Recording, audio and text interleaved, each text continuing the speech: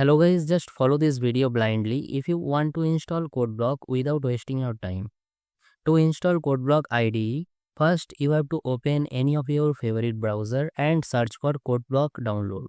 Then hit enter. Then in the first search result, you can see here official Codeblock website. Just click on it. Now you will land on here. You can see here download the binary release. Just click on it. Here you will see some package setup files here. Don't download those. Just scroll down a little and download this one, Codeblock 20.03 MinGW setup.exe. To download this one, click on sourceforge.net here. Then you will redirected here, and after ending this countdown, your Codeblock MinGW setup file will start downloading. After complete the download, open your file explorer and navigate to the download section. Here you can see our downloaded setup file. Just double click on it. Now after opening this pop-up, click on next to continue. Then you have to agree with this license agreement and click on I agree to continue.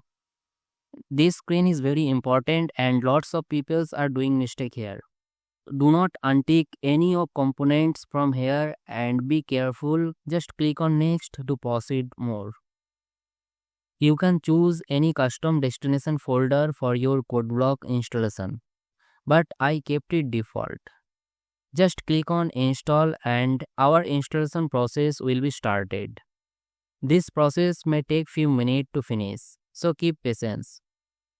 Now our installation is completed and it is asking to run Codeblock now. I am going to press yes. After opening our Codeblocks, you may ask for this setting. Just click on OK and do nothing here. Now I gonna create a C program to show you a demo. Just click on file here and click on a project.